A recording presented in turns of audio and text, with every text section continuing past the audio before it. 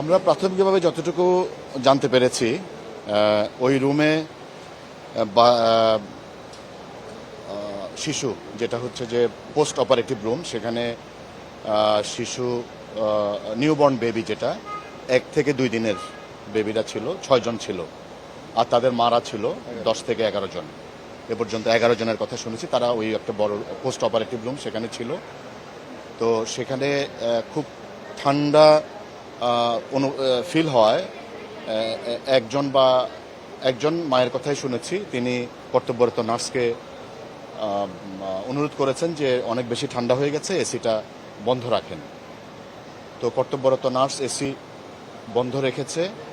যেটা আমরা শুনেছি যে এসি বন্ধ রেখেছে 1 ঘন্টা বা তার কিছু বেশি এগুলো এখনো প্রাথমিক পর্যায়ে যদিও বাট আমরা জেনেছি এই পর্যন্ত যেটা জেনেছি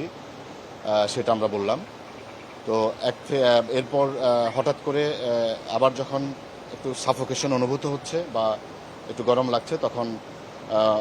মারা আবার নার্সকে বললেন এসি চালু করতে তখন নার্স এসি চালু করেছে কিন্তু বাই দিস টাইম 2 জন বাচ্চা অসুস্থ হয়ে গেছে এবং 2 জন বাচ্চাকে আইসিইউতে যেটা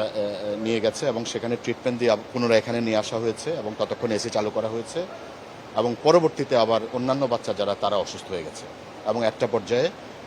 এখানে 6 জন শিশু ছিল 6 শিশু সবাই অসুস্থ হয়ে গেছে এবং সবাইকে আইসিইউতে শিফট করা হয়েছে এবং সেখানে 6 জনই ইন্তেকাল করেছে তো আপাতত আমরা এতটুকু জেনেছি আমরা তদন্ত করছি আমাদের সিআইডি টিম চলে এসছে সিআইডি টিম তাদের বিশেষজ্ঞ পরীক্ষা নিরীক্ষা করছে তাদের এক্সপার্টরা এসছে আর আমরা এখানে যারা দায়িত্বরত ছিল সবাইকে জিজ্ঞাসাবাদ করছি তো আমাদের তদন্ত চলছে বিস্তারিত পরে জানানো হবে।